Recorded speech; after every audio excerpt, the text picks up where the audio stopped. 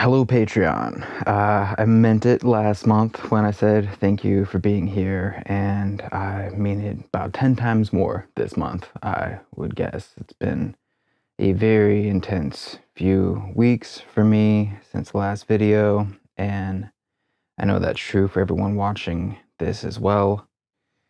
A few days after the last update, a tornado came through Nashville, where I live, and destroyed some pretty huge chunks of this city. And of course, about a week after that, this virus came through and shut down the whole country. So, Western civilization has basically changed since the last time I did this. And now everyone with a heart beating in their chest is losing people that we care about, or worried that we're going to lose people we care about.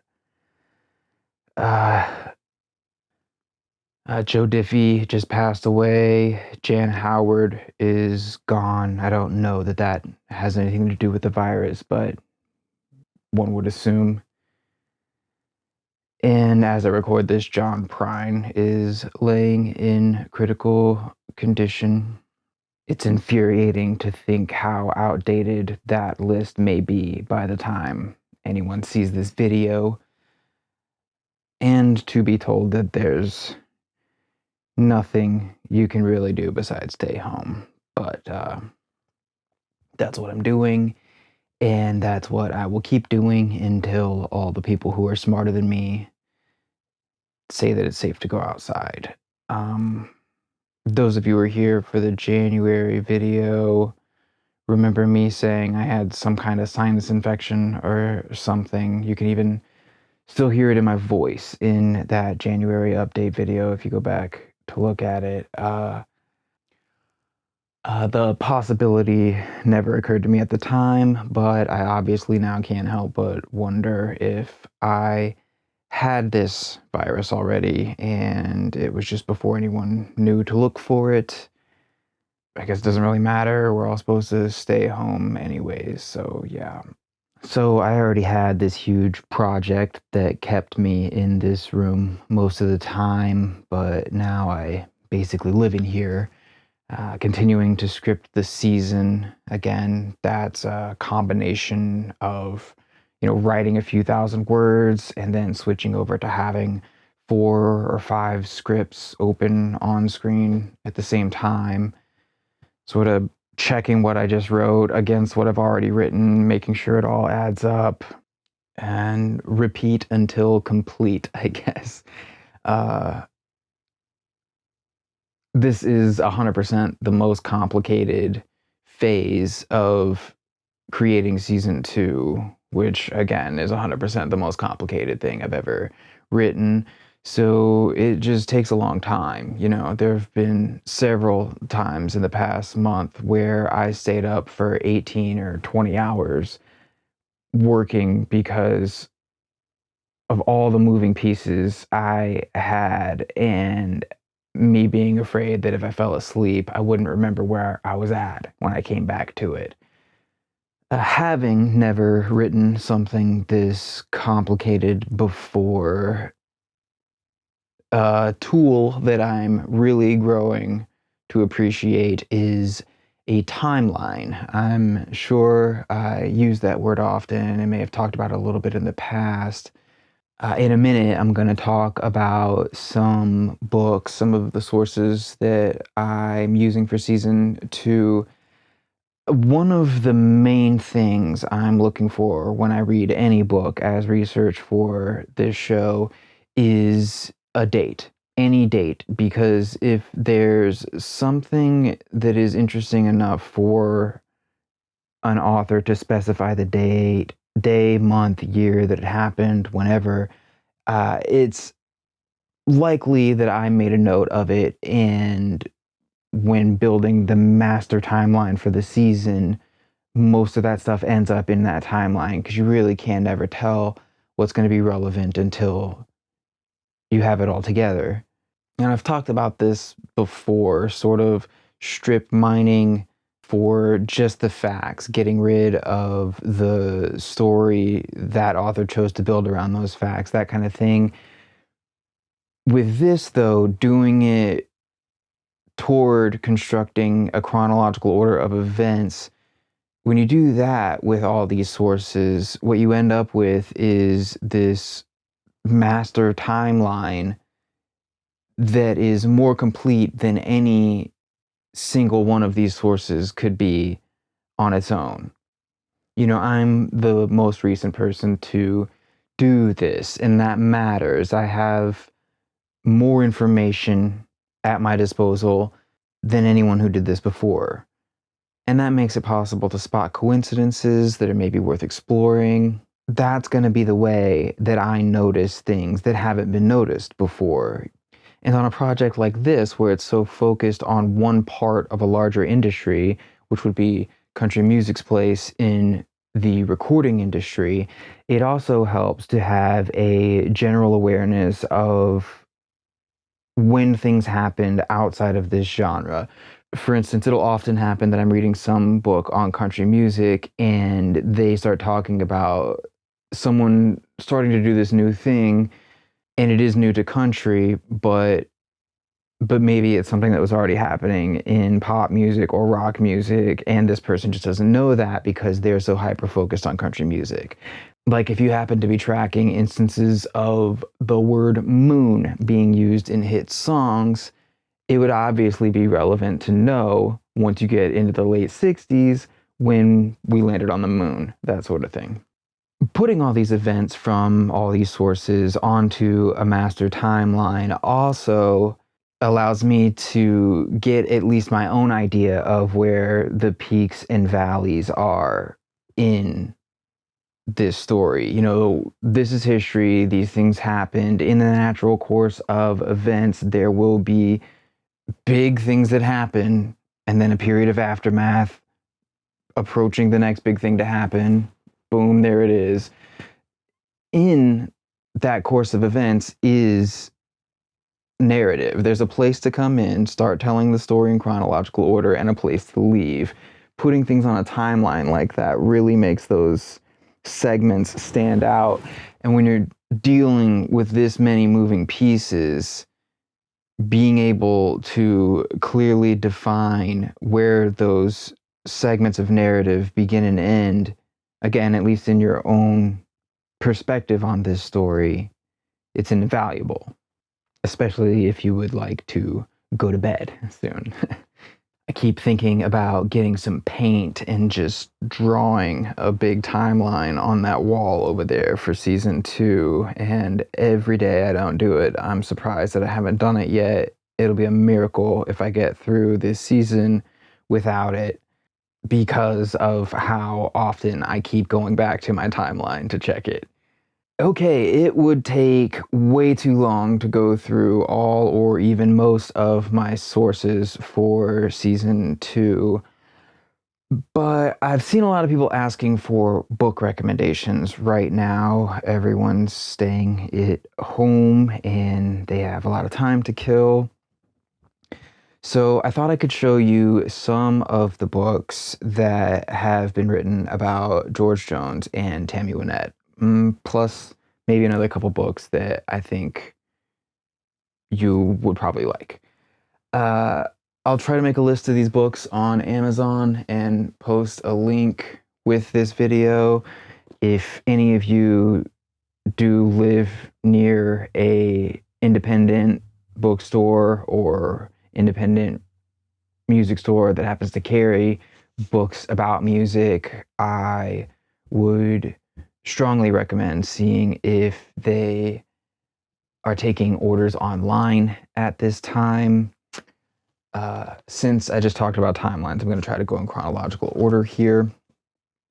Tammy Wynette, a lot of people in country music don't realize, was way more famous than George Jones. Stand By Your Man was a massive crossover hit. So the first real book to be written about either One of them was her autobiography. It's called Stand By Your Man, and it's from 1979. It is an autobiography, so like always, you've got to go into it expecting a pretty healthy amount of bullshit. But if you just take it as a good story, it is great reading. A lot of the most unbelievable parts of Tammy Wynette's story are true. There are certainly things in this book that are complete fabrication on her part. Again, country music star, autobiography, it's sort of to be expected. There are things in here that she wanted to be true more than they were actually true. And that includes pieces of who she was as a person. But yeah, like I said, a lot of the stuff is true. There's no substitute for her perspective on those things, and the rest of the story is available in a biography that was eventually written on her, which I'll get to in a minute. And this is the first of two biographies that came out on George Jones in the year 1984. I want to say this is the first one, Ragged But Right, The Life and Times of George Jones by Dolly Carlisle. The reason I want to say this is the first one is because I know it is the worst one when it comes to historical accuracy. There are several things in this book that are just not true. However, it is still a book about the life of George Jones, so it is, of course, very entertaining. I would say enjoy this one, just don't take it as a definitive source for pretty much anything. And that same year, The Life and Times of a Honky Tonk Legend by Bob Allen. Compared to Ragged But Right, this book is amazing. It does have its flaws, and the author acknowledges that in the foreword to this updated edition. I seem to recall some half sketchy judgments passed on Tammy Wynette in particular in this book. I do think that the author later recognized some biases he may have had in writing it. The thing about both these books, though, is even if they were awesome, 1984 is nowhere near the end of the George Jones story. So it's fun to read, but you can't really expect the whole story until I Live to Tell It All, which is George Jones' autobiography. This came out in 1996. Now, I know I've said some things about this autobiography in older updates, so I'll keep it short, but this one's interesting for several reasons. This is George Jones telling it all. But the thing about it is, this is a guy who lost entire years of his life to addiction. He has no memory of anything that happened to him for some years of his life, many more years of his life. What he does have, those memories are warped by substance abuse. We're talking about someone who had many schizophrenic episodes, breaks from reality, committed to mental institutions. So it's weird that this is called an autobiography, because what it really is more like George Jones' commentary on all the stories he's heard about himself. So he'll tell you about some crazy thing that Porter Wagoner tells everyone George Jones did.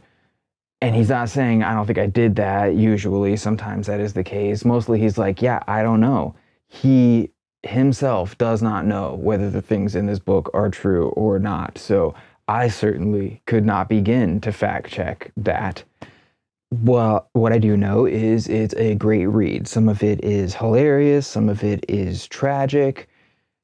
I will say this is probably not the best book for those of you who are primarily interested in the music career of George Jones. He himself in this book acknowledges that he doesn't really have very many memories of his recording sessions or, even the big moments of his career. There are major awards that he accepted while blackout drunk. Just, yeah.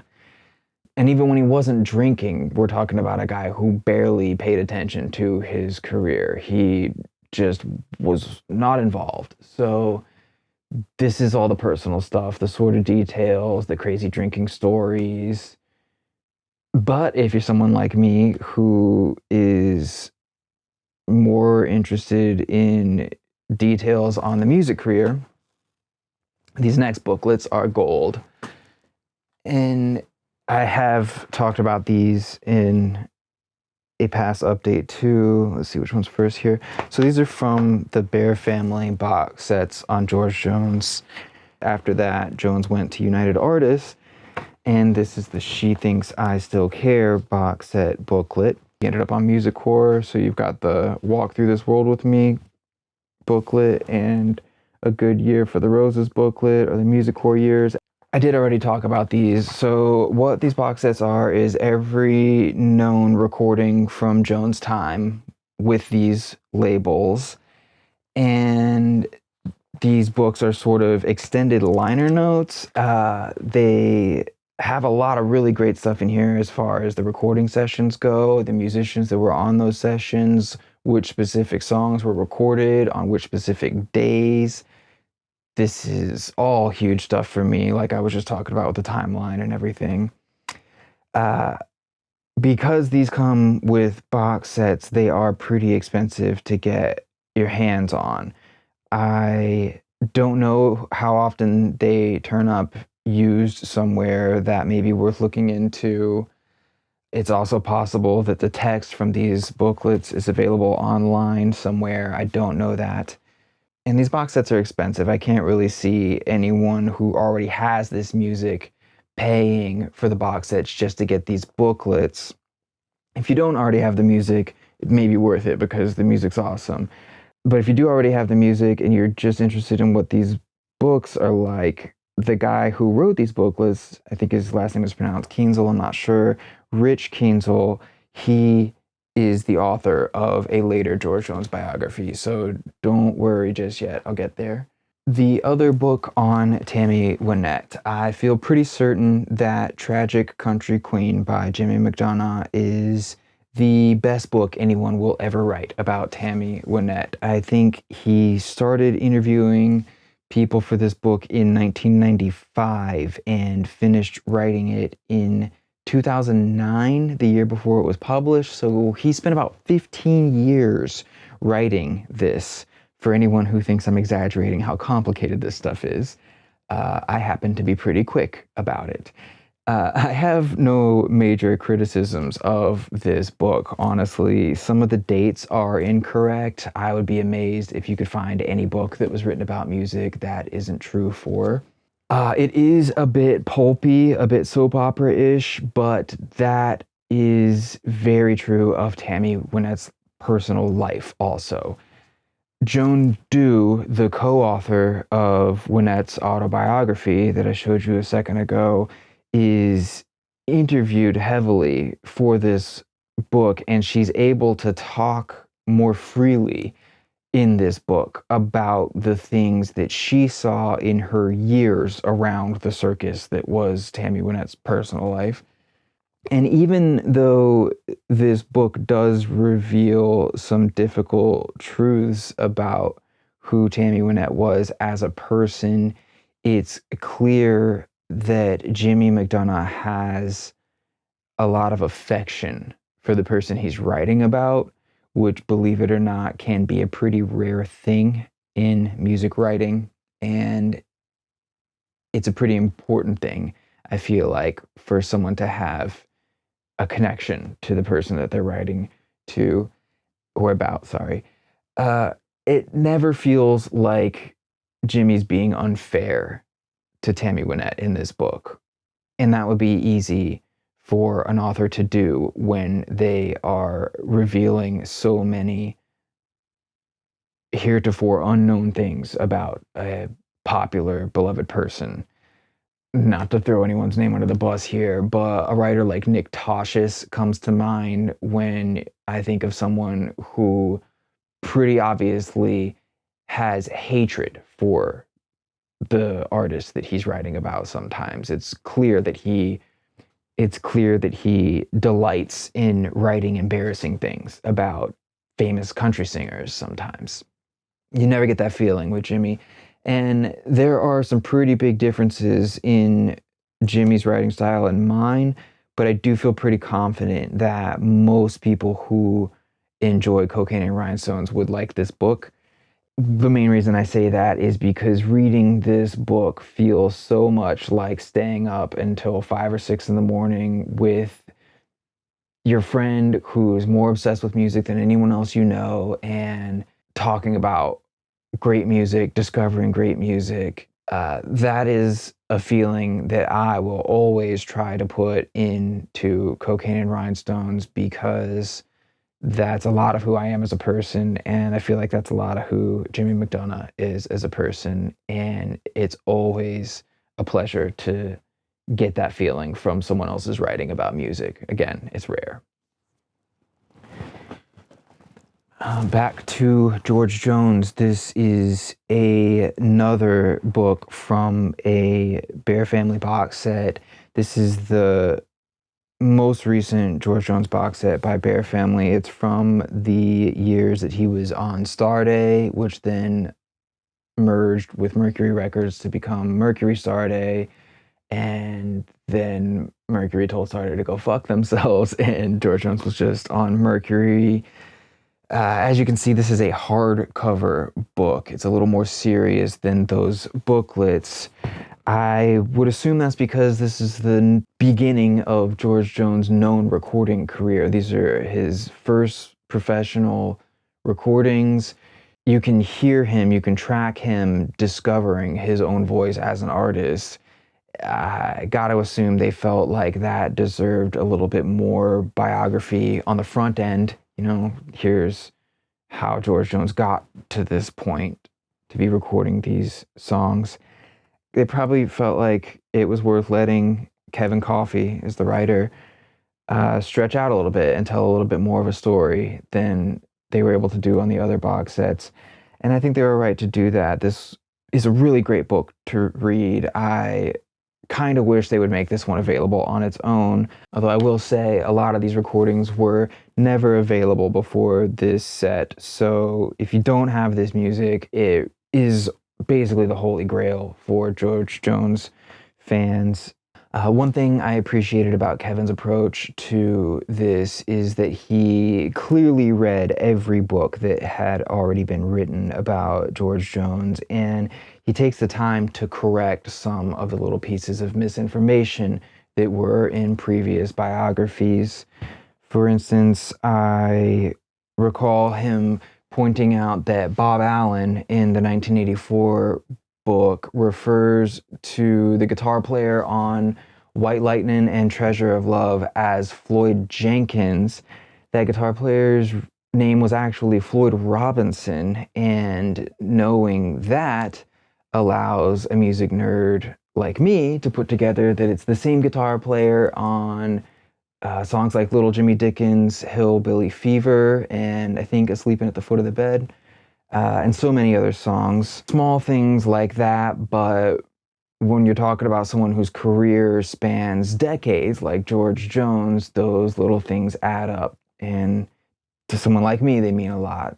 So same as the other booklets, it can be expensive to acquire this one, but if you don't already own the music, I would say it is worth it. And finally, the most recent biography of George Jones to date is The Grand Tour by Rich Kienzle. So yeah, Rich knows what he's talking about because he did all the research for those box sets already. And this is sort of a half music career, half stories about his personal life take on George Jones. And it's pretty much the only game in town when it comes to the last decade or so of his career, the final years of his life.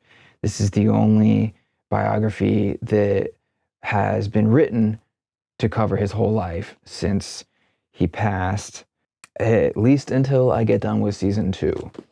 I did have another couple books that I wanted to share with everyone. These should be pretty good for killing some time.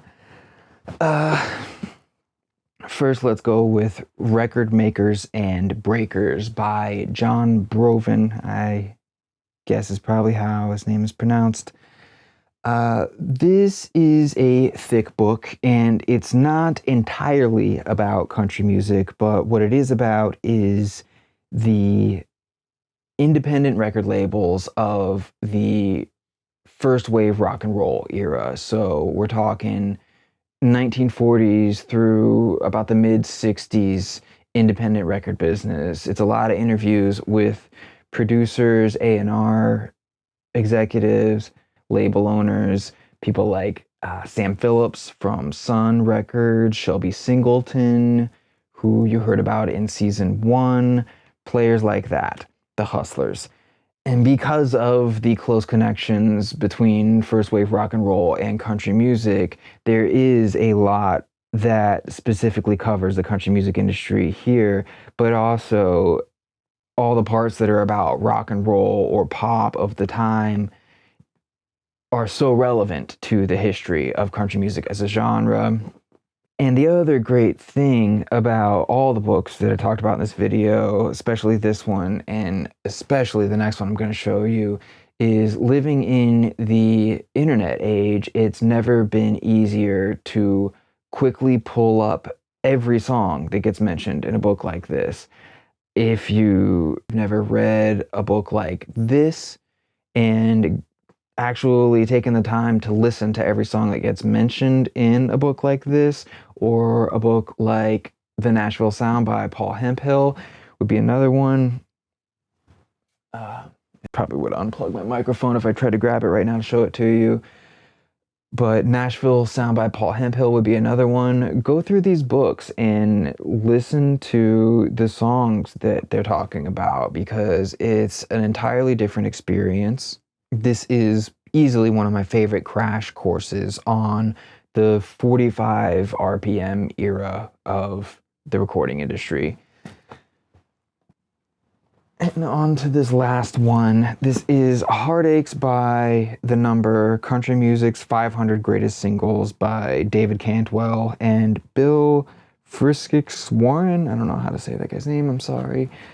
Obviously, that title is just a million terrible internet arguments waiting to happen, so we'll just move on. You know, I'm certainly not saying these are the 500 greatest country singles ever, but this is the perfect book to just go through it and look up every song that's mentioned and listen to it and think about it and read what is written about that song here and think about what it means.